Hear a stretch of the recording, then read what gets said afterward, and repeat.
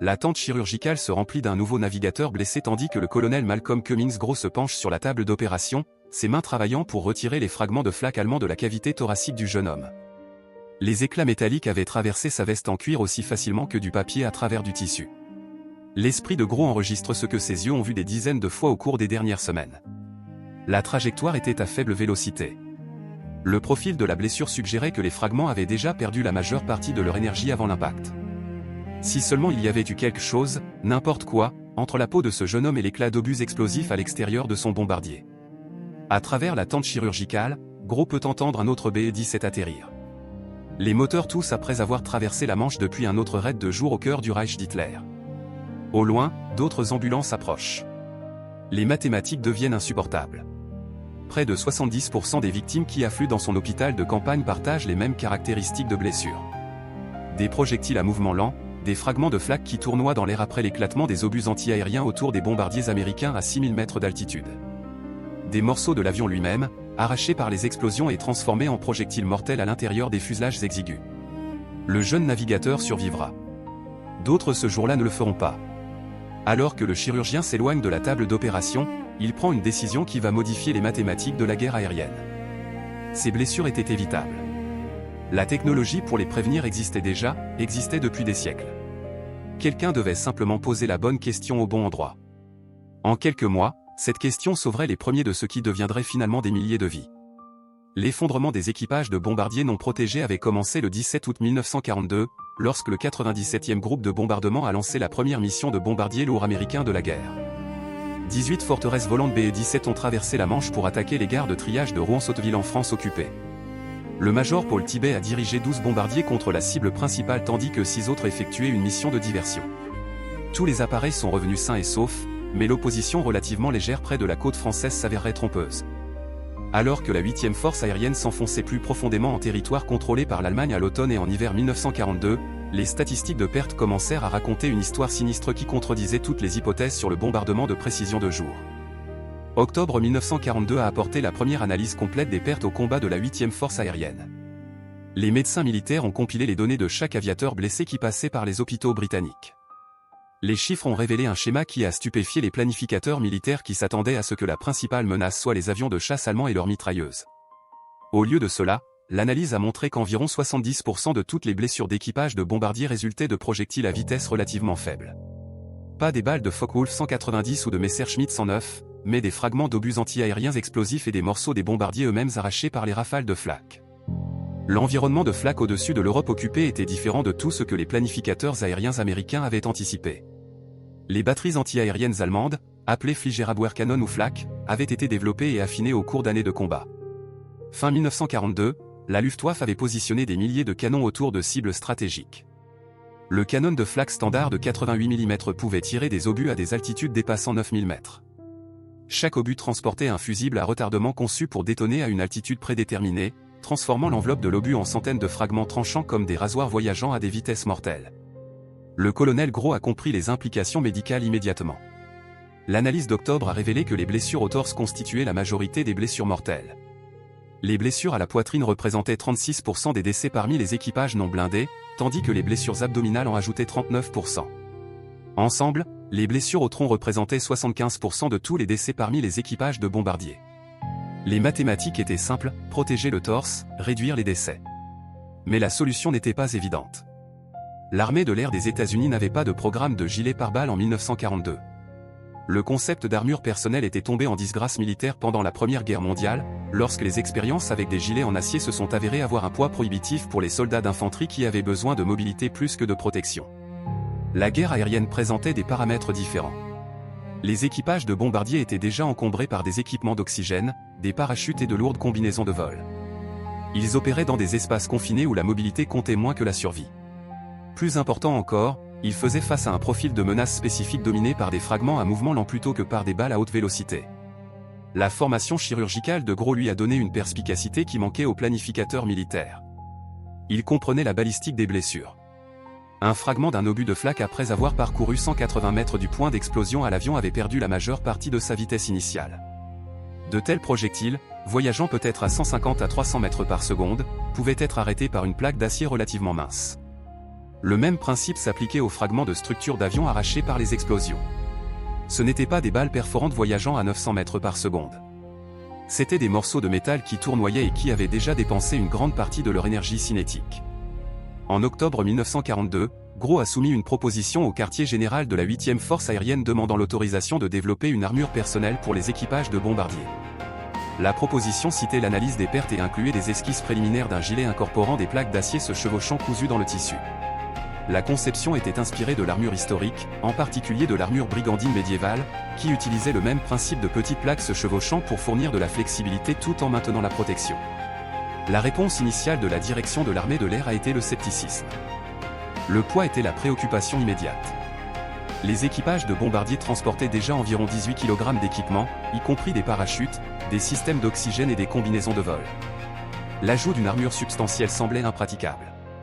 Il y avait également des préoccupations concernant le coût, la capacité de production et la question de savoir si les équipages porteraient réellement l'équipement au combat. Certains officiers ont fait valoir que l'amélioration de la capacité d'escorte de chasse serait plus efficace que la fourniture d'armure. Gros a persisté. Il a proposé un test sur le terrain limité, produire une petite quantité de gilets pare-balles, les délivrer aux équipages, suivre les statistiques de perte par rapport aux équipages non blindés, laisser les données prouver le concept. Le quartier général a autorisé l'expérience avec une condition critique, l'armure devait être développée rapidement et fabriquée en dehors des canaux d'approvisionnement militaire normaux. L'armée de l'air manquait de capacité pour produire des armures au niveau national à court terme. Gros a contacté les Britanniques pour obtenir de l'aide. La Royal Air Force avait expérimenté des gilets pare-balles pour leurs propres équipages de bombardiers, mais avait rencontré des obstacles. Les bombardiers britanniques, en particulier l'Avro Lancaster, qui formait l'épine dorsale du Bombay Command de la RAF, avaient des positions d'équipage extrêmement exiguës. Les espaces confinés rendaient l'armure encombrante impraticable. Les expériences d'armure de la RAF avaient été abandonnées fin 1942 comme impraticables pour leur configuration d'aéronef. Cependant, les bombardiers américains offraient plus d'espace intérieur.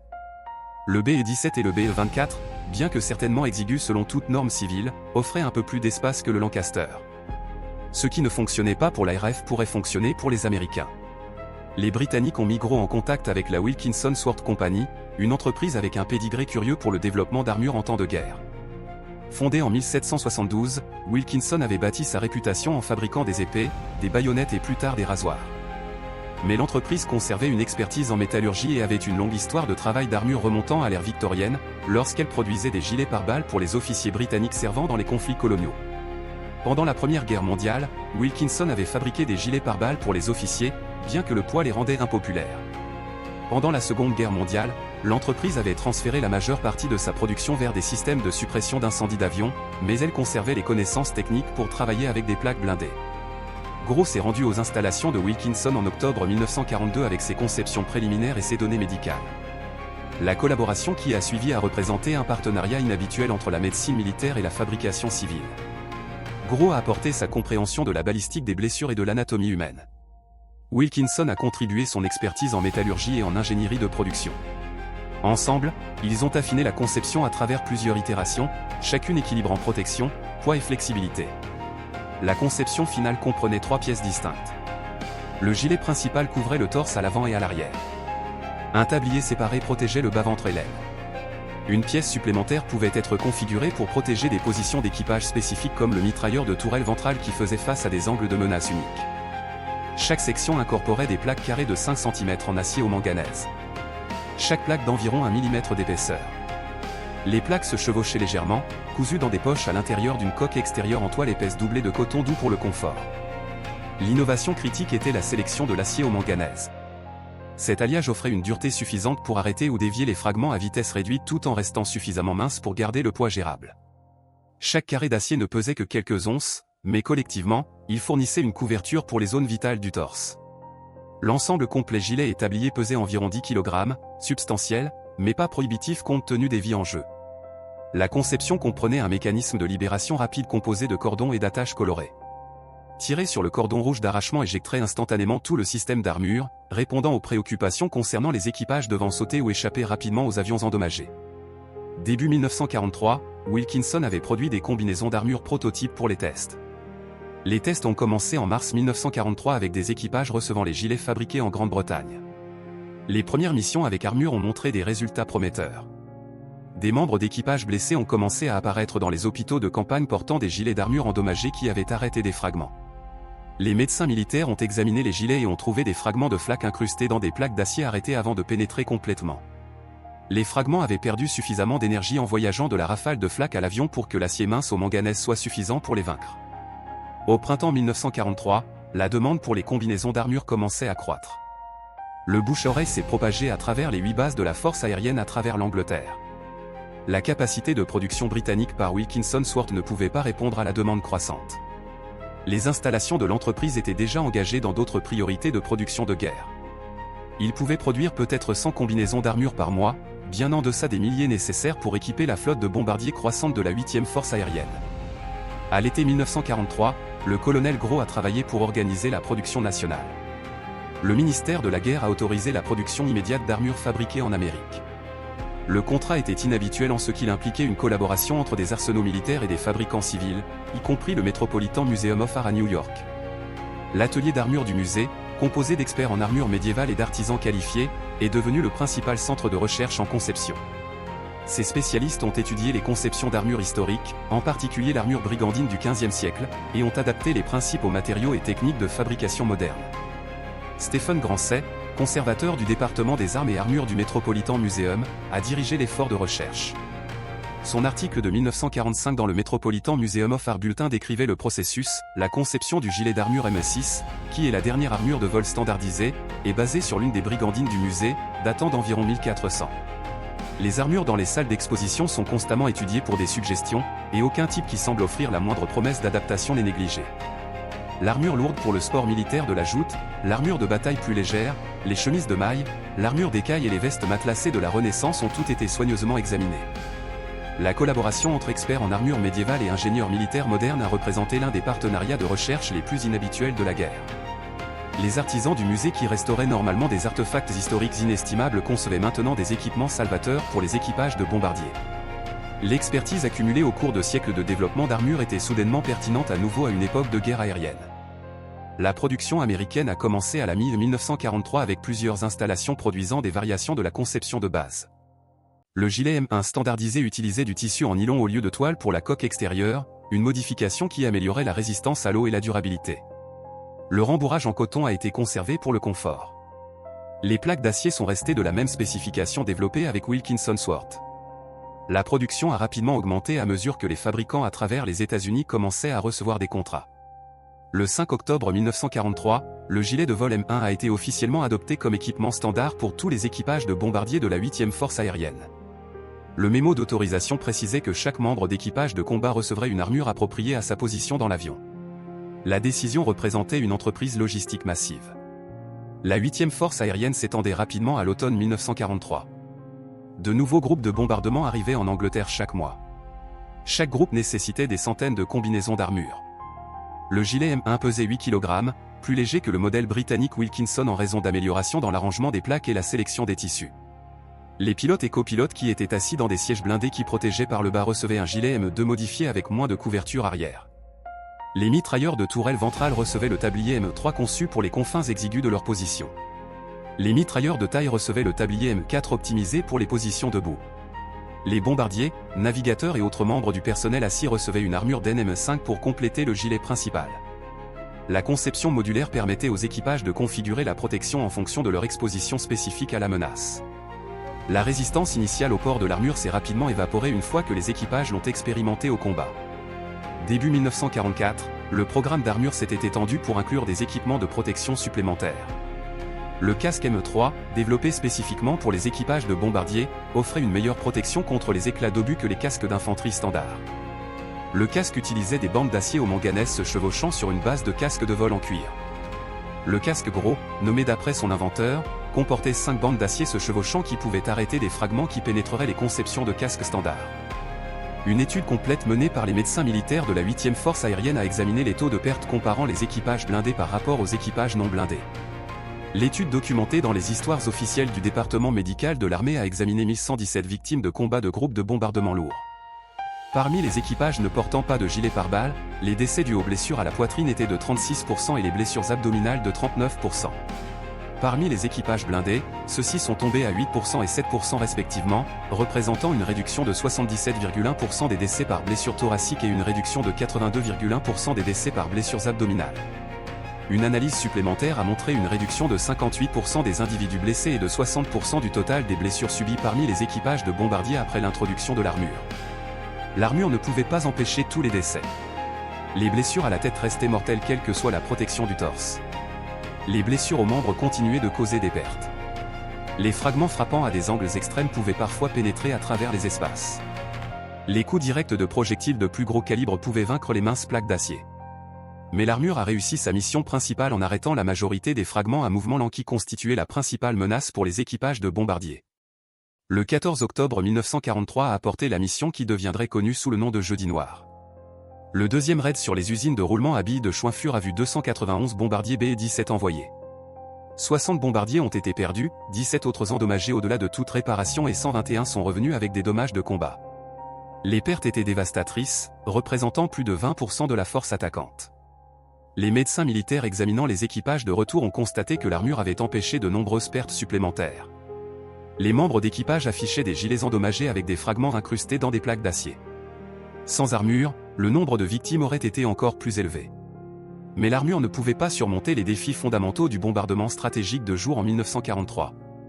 Même avec une protection, les équipages faisaient face à des chances écrasantes pendant les mois les plus sombres de la guerre aérienne. Le tournant pour les opérations de bombardier ne vint pas de l'armure seule, mais de l'escorte de chasse. L'introduction des PS-51 Mustang avec suffisamment de portée pour escorter les bombardiers profondément en Allemagne a changé l'équilibre tactique. Les chasseurs à longue portée pouvaient engager les intercepteurs allemands avant qu'ils n'atteignent les formations de bombardiers. La combinaison d'une meilleure escorte de chasse et de gilets pare-balles a créé une synergie qui a considérablement amélioré les taux de survie au printemps 1944. Au moment de l'invasion de la Normandie en juin 1944, la 8e force aérienne était devenue une force de combat mature. Des milliers d'avions menaient des frappes de précision contre les réseaux de transport français et les défenses allemandes. Le programme d'armure avait équipé pratiquement tous les équipages de bombardiers. La production avait surmonté les pénuries initiales. À la fin de la guerre, 338 780 gilets M1 avaient été produits avec 95 919 gilets M2. L'un des aspects les plus remarquables du programme d'armure était la rapidité avec laquelle il a été mis en œuvre une fois le besoin reconnu. De l'analyse initiale du colonel Gros en octobre 1942 à la production à grande échelle fin 1943, il ne s'est écoulé qu'un an. Ce calendrier comprenait le développement de la conception, les tests de prototypes, la sélection des entrepreneurs, l'augmentation de la production et la logistique de distribution. Le programme représentait également une coopération alliée efficace. Les Britanniques ont fourni la capacité de production initiale par Wilkinson Sword. Les métallurgistes britanniques ont contribué leur expertise en alliage d'acier. Le Royaume-Uni a fourni 9600 gilets pare-balles à l'USAF dans le cadre du prêt-bail inversé. Les fabricants américains ont augmenté la production en utilisant les conceptions britanniques comme fondation. Le Metropolitan Museum of Art a fourni des recherches de conception qui ont amélioré les versions américaines. La collaboration a franchi les frontières organisationnelles d'une manière peu commune même en temps de guerre. Le colonel Malcolm Gros a poursuivi ses innovations tout au long de la guerre. Au-delà des gilets pare-balles, il a développé de meilleurs systèmes d'oxygène qui réduisaient l'hypoxie à haute altitude. Il a été le pionnier des maisons de repos où les équipages stressés par le combat pouvaient récupérer entre les missions. Il a institué des programmes de dépistage et de soutien psychiatrique qui ont réduit les effondrements dus à la fatigue de combat. Son approche holistique de la santé des équipages a abordé simultanément les défis physiques et mentaux. En juillet 1943, le colonel Gros a reçu la Légion du Mérite pour avoir développé des gilets pare-balles pour protéger les équipages de combat. La citation notait qu'une étude des blessures montrait que près de 70% étaient causées par des projectiles de vitesse relativement faible, et qu'il avait ouvert la voie au développement de gilets pare-balles légers et de casques en acier qui ont sauvé de nombreuses vies et amélioré matériellement le moral des équipages de combat. En mai 1944, le général Gros a reçu la Distinguished Service Medal pour avoir développé un dispositif pour protéger les mitrailleurs du souffle du vent, des vêtements, gants, bottes chauffées électriquement, des réchauffeurs de mains et des sacs pour les blessés, des protections du visage et du cou résistantes au vent et au feu, et une ration de combat spéciale pour une utilisation lors de longues missions de bombardement. Les cas d'engelure ont diminué et l'efficacité de vol a augmenté. Après une étude des échecs psychiatriques au combat, il a aidé à instituer des maisons de repos, un nouveau système de laissez-passer spécial et une formation spéciale pour les médecins militaires dans les unités tactiques. Après la guerre, Gros a été nommé chirurgien aérien par intérim pour l'armée de l'air en 1945 et chirurgien aérien en 1946.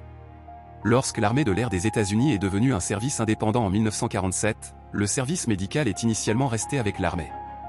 Le 1er juillet 1949, Malcolm Groh est devenu le premier chirurgien général de l'armée de l'air des États-Unis, servant jusqu'au 30 novembre 1949. Il a pris sa retraite en tant que général de division le 1er décembre 1949. Il est décédé le 20 octobre 1960 à l'âge de 72 ans, ayant vécu pour voir l'épanouissement complet du programme de gilet pare-balles qu'il avait initié. Les leçons apprises du programme d'armure de la Seconde Guerre mondiale ont influencé le développement d'équipements de la guerre de Corée. Le gilet M1952 délivré aux troupes au sol en Corée utilisait du nylon balistique au lieu de plaques d'acier, mais suivait les mêmes principes de conception modulaire. Les gilets pare-balles de l'époque du Vietnam incorporaient des matériaux améliorés mais conservaient le concept de base d'une armure flexible offrant une protection contre les fragments. Les gilets pare-balles modernes avec plaques de céramique et tissu Kevlar représentent une avancée technologique mais suivent la même approche fondamentale que le colonel Groh a lancée en 1942. L'héritage de l'innovation du colonel Malcolm Groh s'étend jusqu'à nos jours. Chaque policier portant un gilet pare-balles, chaque soldat équipé de gilets pare-balles, chaque personne dont la vie a été protégée par la technologie d'armure flexible doit une dette au programme de gilets pare-balles de la Seconde Guerre mondiale. Les gilets pare-balles modernes ont évolué technologiquement bien au-delà du gilet de vol M1, mais la base conceptuelle reste inchangée. Les plaques de céramique et le tissu Kevlar d'aujourd'hui sont plus efficaces que les carrés d'acier au manganèse cousus dans la toile, mais ils remplissent la même fonction en offrant une protection contre les fragments et les projectiles qui autrement tueraient ou blesseraient. L'histoire de la façon dont le développement de gilets en acier d'un chirurgien a sauvé des milliers de vies ne contient aucun héroïsme dramatique sur le champ de bataille. Il n'y a pas de dernier combat ni de victoires impossibles contre des chances écrasantes. Au lieu de cela, c'est une histoire d'observation minutieuse, d'analyse de données, de résolution créative de problèmes et de persévérance bureaucratique. Le colonel Groh a vu des schémas dans les blessures qu'il traitait. Il a relié ces schémas à une solution tirée de l'histoire. Il a collaboré avec des partenaires improbables pour développer et tester cette solution. Il a plaidé pour l'adoption malgré le scepticisme. Il a réussi parce que les preuves étaient indéniables et le besoin était désespéré. Le programme de gilet pare-balles a démontré que la technologie peut sauver des vies même dans les environnements les plus meurtriers si les bons problèmes sont identifiés et traités systématiquement. La protection ne nécessite pas une invulnérabilité parfaite. Elle nécessite une protection adéquate contre les menaces les plus courantes pour réduire les pertes à des niveaux acceptables. Le gilet de vol M1 ne pouvait pas tout arrêter, mais il n'avait pas besoin de le faire. Il devait arrêter la plupart des fragments la plupart du temps, et c'est exactement ce qu'il a fait. L'offensive combinée des bombardiers a exigé un terrible tribut. À la fin de la guerre, les 8e et 15e forces aériennes ensemble ont subi plus de 27 000 tués au combat et 9 000 autres blessés au combat. Le Bombay Command de la RAF a perdu plus de 55 000 hommes tués avec environ 18 000 blessés. L'ampleur des pertes a souligné l'importance de toute mesure pouvant améliorer les taux de survie. Les gilets pare-balles représentaient l'une des initiatives les plus efficaces pour sauver des vies de toute la guerre aérienne avec des réductions de pertes documentées de 60% dans l'ensemble et de plus de 77% pour les blessures mortelles au torse. Les équipages de bombardiers qui ont volé à travers des cieux remplis de flaques au-dessus de l'Allemagne en 1944 avaient des chances de survie considérablement meilleures que ceux qui ont effectué les mêmes missions en 1942. De meilleurs chasseurs ont aidé. Des tactiques améliorées ont aidé. Mais les gilets pare-balles ont aidé plus que la plupart des gens ne le réalisent parce qu'ils ont abordé la cause la plus courante de perte. Des milliers d'aviateurs ont survécu à leur mission de combat et sont rentrés chez eux parce qu'un chirurgien a insisté sur le fait que leurs blessures étaient évitables et a travaillé sans relâche pour le prouver. Le Malcolm Groh Medical Center à la base aérienne d'Andrew porte son nom en son honneur, garantissant que les générations futures de personnel médical de l'armée de l'air se souviendront du chirurgien qui a été le pionnier des gilets pare-balles modernes. Ces innovations en médecine aéronautique s'étendaient bien au-delà du gilet pare-balles. Il a développé une protection contre le souffle du vent pour les mitrailleurs, des vêtements chauffés électriquement qui réduisaient les engelures, des systèmes d'oxygène améliorés, des programmes de soutien psychiatrique et des installations de repos pour les aviateurs stressés par le combat. Chaque innovation a abordé un problème spécifique identifié par une analyse systématique des données médicales. Le Metropolitan Museum of Art a créé des expositions dans les décennies suivantes montrant le lien entre l'armure brigandine médiévale et les gilets pare-balles modernes. Les expositions affichaient une brigandine du XVe siècle aux côtés d'un gilet de vol M1, démontrant comment le principe de petites plaques superposées avait été adapté de l'armure ancienne aux matériaux modernes. Les conservateurs du musée ont noté que le défi éternel de la guerre de protéger les soldats avait trouvé de nouvelles solutions grâce à l'application créative des connaissances historiques. La Wilkinson Sword Company a repris la production civile après la guerre, revenant aux rasoirs et aux outils de jardin, mais l'entreprise a conservé la fierté de sa contribution en temps de guerre au programme de gilets pare-balles. Les histoires de l'entreprise publiées dans les décennies suivantes ont consacré un espace important à la collaboration avec le colonel Groh et au développement d'équipements de protection qui ont sauvé des milliers de vies américaines. L'histoire du développement du gilet pare-balles contient des leçons qui restent pertinentes des décennies plus tard. L'innovation vient souvent de sources inattendues. Un officier chirurgical, pas un spécialiste des achats, a identifié le problème et proposé la solution. Un fabricant d'épées, pas une entreprise d'armure, a fourni la capacité de production initiale. Un musée des beaux-arts, pas un laboratoire de recherche militaire, a fourni une expertise de conception critique. Le programme a réussi parce qu'il s'est appuyé sur diverses sources de connaissances et de capacités. Le programme a également démontré la valeur de la prise de décision fondée sur les données. La proposition initiale du colonel Gros reposait sur des statistiques médicales solides. Les tests ont fourni des preuves claires d'efficacité. L'expansion vers la production complète a été justifiée par les réductions de pertes dans les unités utilisant des armures. À chaque étape, les décisions étaient basées sur des preuves plutôt que sur des hypothèses. Cette approche rigoureuse a surmonté le scepticisme et la résistance bureaucratique. Peut-être plus important encore, le programme a montré que des vies pouvaient être sauvées grâce à la technologie de protection même dans des environnements meurtriers. La sagesse conventionnelle en 1942 soutenait que les opérations de bombardiers au-dessus de l'Allemagne allaient simplement être sanglantes. Des pertes élevées étaient supposées être inévitables. Le colonel Gros a rejeté ce fatalisme. Il croyait qu'une meilleure protection pouvait réduire les pertes même si elle ne pouvait pas les éliminer entièrement. Sa croyance, soutenue par des preuves médicales et une expertise en ingénierie, s'est avérée correcte. Le gilet pare-balles représente l'une des innovations militaires rapides les plus réussies de la Seconde Guerre mondiale. De l'identification du problème en octobre 1942 à la mise en œuvre complète fin 1943 représente un calendrier exceptionnellement rapide pour un programme qui nécessitait une nouvelle conception d'équipement, des tests, une négociation de contrats, une mise à l'échelle de la production et une logistique de distribution. Le succès résultait de preuves claires de besoin, d'une conception de solutions pratiques, d'une collaboration efficace entre entités militaires et civiles, et d'un soutien indéfectible de la direction de l'armée de l'air qui reconnaissait que protéger les équipages était essentiel pour soutenir la campagne de bombardement. Dans les annales de la médecine militaire, le développement de gilets pare-balles pour les équipages de bombardiers par le colonel Malcolm Gros représente un triomphe de l'observation systématique et de l'innovation fondée sur des preuves.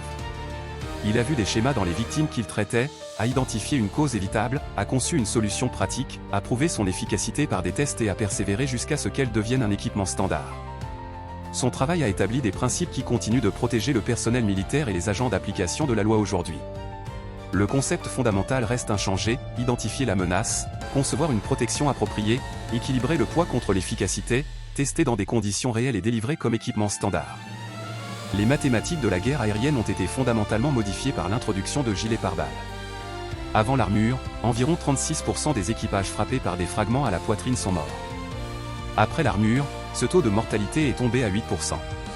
L'amélioration de la survie a changé la psychologie des équipages de bombardiers, les tactiques et a finalement contribué aux résultats de la campagne aérienne. Les équipages qui croyaient avoir une chance raisonnable de survivre à leur mission volaient avec plus de confiance. Les commandants pouvaient planifier des missions plus agressives sachant que les taux de perte d'équipage étaient gérables. L'histoire sert de rappel que l'innovation vient souvent de lieux inattendus, que les systèmes bureaucratiques peuvent être navigués lorsque les enjeux sont clairs, que la collaboration au-delà des frontières produit de meilleurs résultats que les efforts isolés, et que les décisions fondées sur les données conduisent à de meilleurs résultats que les hypothèses. Plus important encore, cela nous rappelle que les individus peuvent faire des différences qui résonnent à travers les générations. Un chirurgien travaillant avec une entreprise d'épées et un musée a créé une solution qui a sauvé des milliers de vies et a changé la façon dont les militaires pensent à protéger leur personnel. Dans leur transformation du concept à la réalité se trouvait non seulement le salut d'aviateurs individuels, mais la validation d'un principe qui reste vital aujourd'hui, qu'une observation minutieuse, une pensée créative et un plaidoyer persistant peuvent surmonter même les défis les plus intimidants lorsque des vies sont en jeu. C'est l'héritage durable du programme de gilets pare-balles du colonel Malcolm Gros. Un témoignage de ce qu'un individu déterminé peut accomplir lorsqu'il est armé de données, de dévouement et d'un engagement indéfectible à protéger ceux qui servent.